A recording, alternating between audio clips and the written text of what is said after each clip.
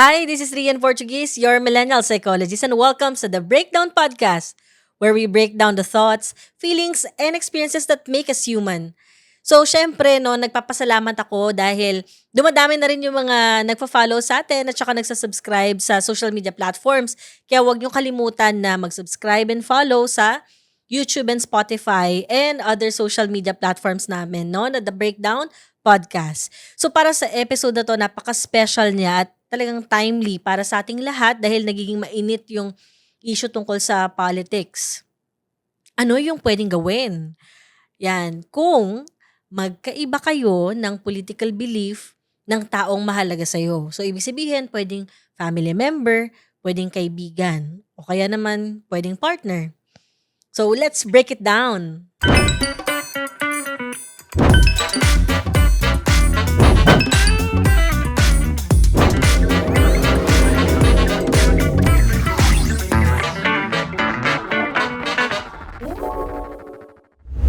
Ano ba muna yung political? Kasi usually yan yung ano natin eh, 'di ba? Parang yung word na kapag narinig natin, meron kagad associated na feeling o kaya emotion. So, define muna natin kung ano ba ibig sabihin ng political. Yung political, kadalasan siyang naikakabit doon sa mga politiko, gobyerno, pero mahalaga na inaalam din muna natin 'no, yung iba pang definition talaga niya. So 'pag sinabi nating political, ito ay may kinalaman din sa distribution ng power 'no, puwede rin sa resources. Halimbawa, access sa healthcare, pagkakaroon din ng trabaho, pagkakaroon ng pantay na karapatan, pagkakaroon ng malinis na hangin, yung mismong pagkain, 'di ba, accessible sa atin at talagang healthy siya, pagsuporta sa mga magsasaka at mga bagay na mahalaga sa atin. So in short, when we talk about political, hindi siya talaga exclusive dun sa paghalal ng mga politiko o kaya yung mga kulay na kung saan madalas tayo nagtatalo-talo. Yung political o yung politika, meron din siyang kinalaman dun sa structure na kung saan tayo kabilang. 'Di ba yung antas, yung mga antas natin, may mahirap, mayaman, ganyan. At saka yung mga na-mention ko kanina, no, power, resources, etc. So, pwede nating lawakan yung ating kaalaman pagdating dito. Kasi mamaya, kaya tayo nagtatalo, hindi pala tayo nagkakaintindihan muna. Ano ba ibig sabihin nun, 'di ba? So, isa din, syempre na kailangan natin consider bukod sa alamin natin yung gantong klaseng definition, yung common kong na-encounter sa social media na kapag ba ikaw ay apolitical, masama kang tao. O wait lang kasi mamaya ngayon, yung mga tao kagad sabihin, wag na natin i-justify pa. Pag sabing apolitical, masama na yan. Medyo mahirap din siya kagad na sabihing automatic na masama yung isang tao kapag apolitical siya. Kasi halimbawa, kung ang context or situation ay mga simpleng mamamayan na wala talagang access sa internet, walang kapasidad para mag-verify or mag-fact check, 'di ba? Pupuwedeng iba do'n, puwedeng apolitical or ayaw bigyan ng pansin or hindi naman talaga nila intentionally ayaw, kaya lang wala silang pagkakataon talaga na alam mo 'yun, maintindihan or maunawaan yung ganitong klaseng, tulad nung pinag-uusapan natin. So 'yun 'no, hindi siya automatic na masama kapag apolitical. So ibig bang sabihin nito kapag meron siyang access sa mga na-mention ko, masama na siya? Mahirap din kaagad i-judge yung isang tao pagdating sa gano'ng klaseng sitwasyon kasi halimbawa, may mga tao na, sinusubukan naman nilang gawin yung makakaya nila para maintindihan yung ganitong klaseng, political climate na meron tayo, nag-share siya ng opinion, tapos nung nag-share siya talagang sobrang alam mo yun, na-humiliate siya, na-embarrass siya, to the point na yung iba, nawawalan na rin ng gana usap or mag-involve. At, yung mga tao tuloy na halimbawa bumoboses, alam mo yun, na-antagonize na kaagad niya dahil sa personal experience niya. So, in short, sa ganitong klaseng sitwasyon, importante na mas hindi natin binibigyan ng, alam mo yun, ng weight yung, ito masama siya, ay mas may alam ako or mas magaling ako. So, hindi siya me or us versus, alam mo yun, ibang tao or yung mga taong medyo different sa atin. Kasi sa ganitong sitwasyon na kung saan nagde-divide tayo dahil mayroon tayong pagkakaiba tungkol sa political belief na ito, may mga naghahari, 'di ba? Minsan magandang isipin din natin, 'di ba, na sinasadya or pupuwedeng ito ay alam mo 'yun, part ng isang mas malaking, issue, 'di ba? So, tayo yung talagang talo dito kapag hindi tayo nagkakaintindihan, hindi tayo nag-uusap. Kasi kapag nahahati tayo, mas kaya tayong kontrolin, 'di ba? So, mahalaga na ngayon dahil pinag-uusapan natin yung mga differences natin, yung goal sana natin ay magkaintindihan. At the same time, ang dami din natin puwedeng i-consider, kung bakit din ang laki nung, differences natin when it comes to political, beliefs, 'no? Kasama na dito halimbawa yung education system, systemic ang issue, 'di ba? Pupuwedeng hindi talaga inaayos or somehow ayoko isipin na hindi inaayos kasi parang masama din, na baka iniisip alam mo 'yun, parang sinasabi ko na talagang ginagawa talagang mangmangang mga Pilipino pero gano'n kasing nararamdaman ng marami sa'tin, 'di ba? Kabilang na rin ako na parang meron tayong enough naman na budget pero bakit hindi natin naayos yung sa education? May mga cities, 'di ba, halimbawa ayoko na mag-mention kung anong city yung performing, 'di ba, yung isa sa mga magaganda yung performance at merong good governance. Pero magtataka ka, 'di ba, simula nung halimbawa nawala yung dynasty do'n, nagkaroon sila ng bilyon, 'di ba, at umayos yung kanilang budget. So, mapapaisip ka, na ano ba 'to, sobrang laki ba talaga ng corruption, ganyan, to the point na kaya may mga specific agencies or department na alam mo yon nawawalan ng budget or hindi nabibigyan ng focus para magkaroon ng quality tulad nung sa education. Sama mo na din yung healthcare, 'di ba? Yung mga certain ah, situation na ganito, 'di ba, na hindi okay yung education, humihina yung comprehension ng marami sa atin, naghihirap yung mga Pilipino, hindi nasusuportahan yung mga trabaho tulad ng mga magsasaka, yung mga local farmers, fisher folks, et cetera. 'Di ba, 'pag nagsasama-sama siya, 'di ba, anong nangyayari dun? 'Di ba? So, kapag binigyan sila or tayo ng suporta ng kung sinong politiko, 'di ba, puwedeng matandaan natin sila, 'di ba, at isipin na ito magaling 'to, okay 'to. Kahit kung tutuusin hindi natin sigurado, 'no, kung ano ba 'to, sila ba ay bahagi ng gano'ng klaseng problema. So, kaya ang hirap malaman kung ano ang totoo sa hindi ngayon. Dapat hindi natin tinitingnan yung bawat isa na tayo yung magkalaban kasi pare-parehas tayong ano, parang, nabibiktima nito, 'di ba? Mahirap, middle, o kaya nasa upper middle, halos walang pagkakaiba 'yan, Halimbawa, nasa middle class, isang sakit lang niyan o isang hospitalization lang niyan, 'di ba parang hindi malayo na maging mahirap din tayo at, tayo din yung mismong maapektuhan, 'di ba? So, wala tayo halos pagkakaiba, Oo, no parang kung titignan natin, tayo talaga yung lugi dito kapag tayo yung laging nagtatalo at saka umabot na rin ako sa punto na napapagod na rin ako. Nakakapagod na makipag-away or makipagtalo kasi kung titingnan, dala ng fake news na rin, nase-strengthen din minsan yung paniniwala ng isang tao kasi nandun ka lang sa ano mo, echo chamber mo, na tama, et cetera, et cetera. Tapos ayun na, parang naghahanap ka na ng mga validation or confirmation bias dun sa mga information na nababasa mo kahit fake news naman siya. Kaya paano ba natin talaga malalaman, 'di ba? Ano ba yung pupuwede nating gawin, para kahit papaano naman, hindi tayo talaga totally mabiktima ng mga ganitong klase ng fake news. At saka kahit papaano yung mga political differences natin ay ma-address natin lalo pa halimbawa yung family member natin, mahalaga naman talaga sa atin, 'di ba? Dapat ipapagitna natin ano ba yung, makakatulong sa inyong dalawa sa sa'tin, 'di ba, para kahit papaano, mabawasan yung ganitong klaseng mga conflict. Kasi dapat ang ginagawa nating sentro dito yung magbe-benefit tayong lahat, 'di ba, bilang mga Pilipino.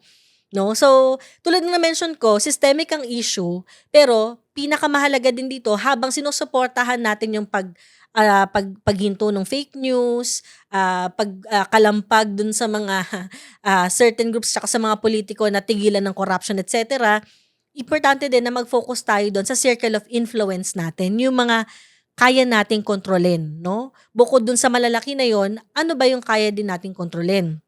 Dun na tayo ngayon sa mismong mga taong mahalaga sa sa'tin. O halimbawa, yung sabi ko nga kanina, meron kayong difference, 'di ba? Anong puwede nating gawin? una na rito siyempre yung alamin nating mabuti kung saan ba talaga nanggagaling yung isang tao. Ayun. So, nagsasalita ako dito hindi bilang psychologist 'no, nagsasalita na ako dito bilang tao na merong family member na magkaiba talaga kami lang, sinusuportahan. Inaalam ko kung saan siya nanggaling. Oo, ngayon ba masasabi ko ba na okey na kami ng family member na yun? Okey kami 'no, nung family member na yun. Um, para sa'kin kaya nga ako hindi rin ako totally agad nag-a-agree dun sa paniniwala na kapag yung isang tao sinusuportahan niya, ibang politiko, masamang tao kaagad siya. Kasi ako, na-experience ko yung family member na yun na talagang mabuti siya. Sobrang buti niya to the point na selfless siya 'no, na inuuna niya yung pangangailangan namin. Tapos, halos wala siyang pagkakataon nga na mag-focus dun sa sarili niya. Alam mo yun, nakikita ko siya at saka alam ko yung lahat ng mga efforts na nagawa niya. So, hindi mabubura yung pagmamahal ko dun sa family member na yun dahil iba lang yung sinusuportahan niya. Alam mo yun? So, yung family member na yun, kung aalamin ko kung saan siya nanggagaling, actually ang dami ng pagkakataon na naloko din siya pagdating sa love life 'no. So, ayoko naman sabihin na naloloko na rin siya ngayon dito kasi sinusuportahan niya, pero sana manggaling din sa magkaroon din ng pagkakataon na mare-evaluate din niya yung ilan sa mga nasusuportan niya. Kasi at some point meron naman kaming pagkakaparehas na okay tapos may iba talaga hindi talaga totally okay 'no. So, may pagkakataon na nagkaroon kami ng pag-uusap talaga, kung ano ibig sabihin nung shinare niya, sabi ko, "Fake news 'yan." And okay yung mismong naging, discussion namin kasi okay yung pagkakasabi ko, tapos direct to the point na, "Ay saan mo nakita yan, saan mo nabasa yan?" "Ay ano ganito kasi yan, eh." So pinaliwanag ko sa kanya, bilang mas nakakabatang kapatid at ate ko siya, nandun pa rin yung paggalang. So I think madali natin somehow, mahirap sabihin palang madali kasi iba-iba pala talaga yung mga tao, magkakaroon tayo ng understanding kapag nandun pa din yung respeto natin dun sa isang tao kahit different yung belief niya sa'tin. So, nagwo-work naman siya so far sa'min. Although hindi pa rin siya totally nagcha-change. Although yung father ko wala naman akong ginawa talagang effort na totally baguhin siya. Nagshe-share lang ako ng mga nalalaman ko hanggang umabot dun sa point na siya na mismo yung nagsabi sa'kin na parang, "Nak, parang hindi okey si gan'to." Alam mo yun? So, hindi talaga dapat sana nating goal na parang iparamdam dun sa isang tao na mali siya.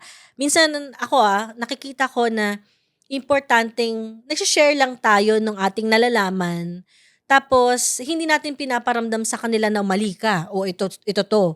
Kasi somehow, based sa experience, the more na ganun din natin actually sinasabi dun sa mga taong, malapit sa'tin na para bang mali sila agad, hindi rin natin evaluate yung sarili natin kung totally ba lahat ba ng mga ginagawa natin, tama, 'di ba? Mas nagiging resistant sila. And somehow ako rin naman, 'di ba? Kapag ako nagkamali, parang mahihirapan din ako na parang i-work out or parang maging open na i-change yung sarili ko kasi parang nandun din yung perspective na hindi ako nagkakamali, lagi akong tama.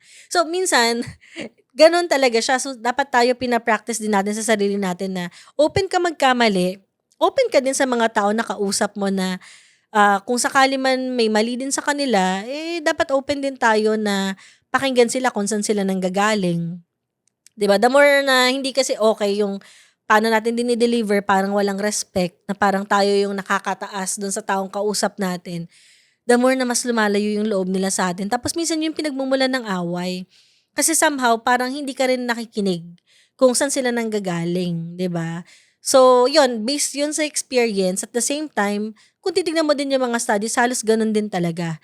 'Di ba, na parang kailangan natin pina-practice yung kindness, hindi lang sa kanila kundi sa sarili natin, and be open na at some point baka tayo din may mali din tayo sa mga nababasa natin. Kasi nagkakamali din naman talaga tayo minsan ng mga, ah nakukuha nating source, hindi naman talaga totally perfect 'yan. Pero yun nga, dun natin makikita yon mismo kapag may openness tayo sa sarili natin tsaka sa kanila 'no. Exercise natin yon both sana.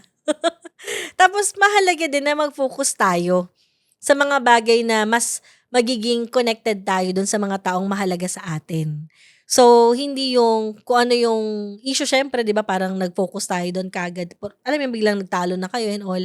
Maganda parang kung kakausapin natin sila, alam mo yung normal na usap lang.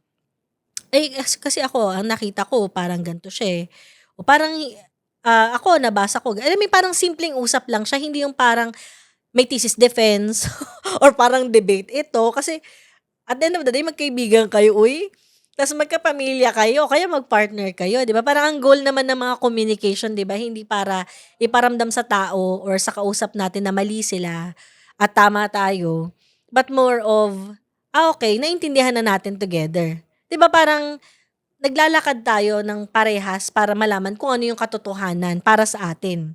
So, importante na habang alam mo yun, ine-explore natin yun sa pag-uusap natin, nakikita natin na yung tungtungan natin siyempre, yung ano mas makakabuti sa'tin at saka nakatungtong din tayo sa ebidensya, sa katotohanan, ayun. So, yun yung dalawang mahalaga.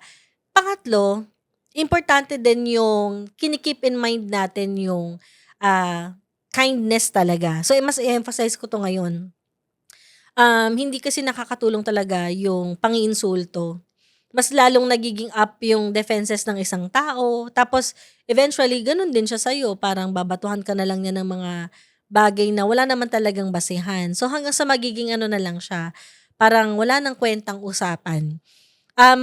Ko pa 'yan halimbawa kung sa comment section kasi maraming mga tao na hindi naman talaga tayo personally kilala, pero kung ano ano mga sinasabi, 'di ba? Tapos hindi naman connected dun sa pinost mo, 'pag gano'n block mo na lang kasi hindi mo naman talaga 'yan kilala tsaka mga troll lang yung behavior na gano'n. Pero kung family member 'yan at iba yung perspective sa'yo, iwasan natin mang-insulto, 'no? Kasi parang ano din, paano yun kung, ikaw yung iniinsulto na? Paano 'yan 'no, kung ikaw yung iniinsulto pala, anong gagawin mo? Well, bigyan mo ng space at, bigyan mo siya ng pagkakataon na marinig yung ginawa niya and puwede mo rin naman siya ma-inform na mali yung ginawa niya sa'yo.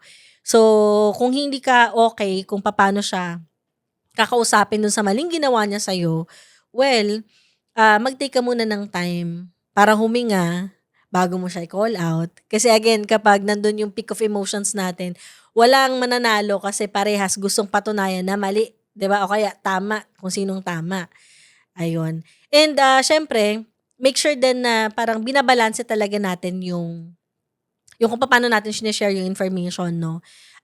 Gets natin kasi may mga tao na lalo na sa social media parang yun na yung buhay nila 'no. Sobrang passionate sila magbahagi nung mga nalalaman nila, gets naman natin yun. Pero tandaan ha, minsan nagma-matter din talaga yung kung paano natin yun sinasabi sa isang tao. Kasi hindi naman din lahat parang merong kapasidad na ma-process yung kung paano sinabi sa atin, 'di ba? Magandang pakinggan din natin yung sarili natin. Nakakapanliit ba kapag pinapakinggan kung paano mo dineliver yung mismong information. Pero gets ko sinasabi na iba, kung factual naman yan, hindi naman dapat nagma-matter yun kasi dapat, nagfo-focus tayo sa kung anong tama. Kasi, ego mo na lang yan kapag nahu-hurt ka. Gets naman yun. Sobrang gets yun, pero hindi ba parang maganda pa rin naman na ma-consider natin yun. Kasi kung ang goal nga naman talaga natin, magkaroon ng understanding, mapakinggan talaga tayo. So, minsan parang okay lang din naman na parang mag-deliver tayo ng gusto nating sabihin sa paraan na, naka-focus tayo dun sa yun sa part na yun 'no, na mas gentle, mas may kindness, oo. Maunawaan ko na minsan pumipiti ka sa mga ano mo, sa mga post mo 'no, okey lang naman din yun siguro at some point kasi nga nakaka-frustrate nga din naman talaga yung mga nangyayari. Pero kung kaya natin, mas bigyan natin ng time yung nasabi natin 'no, kasi, mas nagiging open tayo kapag nararamdaman natin na, "Ay, okey, may mali pala dun sa sinabi ko or hindi pala tama yung nasusuportahan ko." Parang mas kaya ko siyang i-absorb kapag yung isang taong nagsasabi sa'kin, parang alam mo yon may pagka-gentle lang siya. Pero kapag bigla na akong may judgment, "Ikaw talaga ganito ka." Parang, parang ayaw mo na kaagad pakinggan, aminin, 'di ba, gano'n talaga yung dating sa'tin. So, yun sa lahat, maganda na, i-focus natin dun sa ikakabuti siyempre, ng lahat, ng bansa natin. Maganda din mag-reflect tayo dun sa mga sinusuportahan natin, 'di ba? Itong sinusuportahan ba talaga natin, meron ba siyang magandang performance? Ano na ba yung mga nagawa niya, 'di ba? Kung sakali bang may mag-call out sa'tin, um, okey lang ba yun na ano, na parang pakinggan din? Kasi at some point ako may na-share ako bigla, tapos nung shinare ko, Sabi ko itong politiko na 'to parang okey yung ano niya, perspective niya. Tapos nung may nag-call out sa'kin dun sa comment section, sa personal timeline ko yun, "Uy ano niya lang yan, parang performative yung politiko na yun." Tapos sinearch ko nga, pagka-search ko, gosh, oo nga.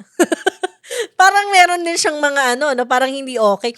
So ginawa ko, dinelete ko tapos ayun na ano naman ako, naging okey naman ako, parang natuto ako dun sa part na yun. So hindi masama na at some point nagkakamali tayo ng mga napo-post natin, hindi siya kabawasan ng pagkatao natin at hindi rin mali kapag halimbawa, nagbabago din tayo ng sinusuportahan. Actually, it's growth kapag pina-practice natin na from ganito na sinuportahan natin tapos na-discover natin na may mga mali pala silang ginagawa, ganito pala yung mga ginagawa nila, wala pala talaga silang naipasang mga ganitong batas, tapos medyo performative lang sila, puro salita, hindi consistent dun sa kanilang ginagawa.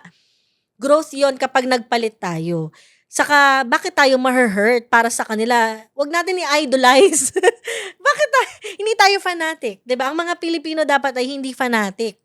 Tandaan, ang mga politiko na 'to ay hindi Diyos. Hindi sila perfect. Mga hinalal natin sila dahil dapat nilang sundin yung batas at dapat nilang pagsilbihan tayo at yung bansa natin. 'Di ba? Kaya magandang reflection talaga 'yan sa atin 'no, na, okey lang na at some point nagbabago tayo ng sinusuportahan, part 'yun ng growth natin at part 'yun na ibig sabihin open tayo sa mga pagbabago, 'di ba? So kapag mali puwede nating sabihin, "Okey, next." Gano'n lang. So 'wag natin silang i-idolize, dapat iwasan natin yung pag-focus dun sa personality kahit pa yung magagaling na na ano 'no, na mga politiko na in good governance talaga sila, may mga nagagawa talaga silang project, importante pa rin naka-focus lang tayo dun sa mga nagagawa nila, pero 'wag pa rin natin silang i-idolize kasi at the end of the day, kapag may mga issues na nag-arise at nagkamali sila, 'di ba, dapat open tayo to correct them pa rin, 'di ba? Kasi tayo yung naghalal dun sa mga tao na yon at karapatan natin na at some point kino-call out natin sila, 'di ba? So, yon, kaya balik tayo dun ulit sa question 'no, kanina. Anong gagawin natin kapag yung taong mahalaga sa atin ay iba yung pananaw sa sa'tin. So, gawin natin yung na-mention ko 'no, alamin natin kung ano yung pinanggagalingan niya, kung paano niya nasusuportahan yung tao na yon. Kasi again, malay ba natin kung hindi naman talaga niya yung na-verify, na-check, o kaya naman based dun sa kung ano yung mai-she-share niya, 'di ba? At least maunawaan mo kung saan lang siya nanggagaling, eh, di mag-share ka din kung bakit, ito yung nasusuportahan mo. Usap lang kayo without the intention of talagang changing itong taong kausap mo. Kasi again, the more na parang nandun yung intention na yun, the more na parang medyo hindi siya okay sa feeling ng isang taong kausap. Parang hindi ganun ka-genuine. So, intindihin lang natin yung bawat isa. Hayaan mong discover nila sa sarili nila mula dun sa mga na-share mo. Total naman ganun ka-confident sa mga na-share mo, 'di ba? So, ma-explore na din yun based dun sa kung ano yung mga na-share mo. Basta hindi mo parang dinidikta yun sa kanya. Hayaan mo ma-discover niya. Tapos syempre, as much as possible, kung mahalaga yan sa'yo, hindi naman yan ibang tao, 'di ba? Huwag natin sukuan yung sarili. Alam ko naintindihan ko yung iba sinasabi nila na parang i-unfriend mo, i-block mo, puwede naman. Yun na yung last resort natin kapag wala na talaga tayong magagawa dun sa family member na yun, sa mismong kaibigan natin or kung sino man na malapit sa'tin. Pero as much as possible, 'wag natin i-unfriend, 'wag natin i-block. Medyo nagbago na yung perspective ko dito 'no, na-realize ko na okey lang na 'wag silang i-block, okey lang na 'wag i-unfriend, 'wag natin silang sukuan kasi puwedeng may pag-asa pa, oo. Kasi mas kailangan natin ngayon yung isa't isa, oo. Lalo na sa bansa natin ngayon na nagkakawatak-watak, isa lang yung nakikinabang dun, mga pulitikong gustong maghari-harian. So, yun yung isipin natin. Kaya again, mas kailangan natin isa't isa, matuto tayong makinig sa kapwa natin, and hopefully, maging tungtungan natin yung ebidensya at katotohanan. So, maraming maraming salamat 'no sa pakikinig sa aking hanash ngayong, episode na ito 'no. So, Huwag niyong kalimutan ulit na mag-subscribe, mag-follow sa YouTube channel ng The Breakdown Podcast, sa Spotify, sa lahat ng social media platform, TikTok, Facebook page, Instagram, meron po tayo niyan. So, maraming salamat sa pakikinig. So, kung meron kayong kakilala na feeling ninyo magkaiba kayo ng paniniwala, yan baka ito na yung pagkakataon para may share mo tong episode na to kasi kahit papaano baka kahit papaano ito yung parehas ninyong pinapakinggan, meron na meron din kayong time para makapag-reflect dito sa aking mga hanash. Maraming salamat until the next breakdown. This is Crossroads Media.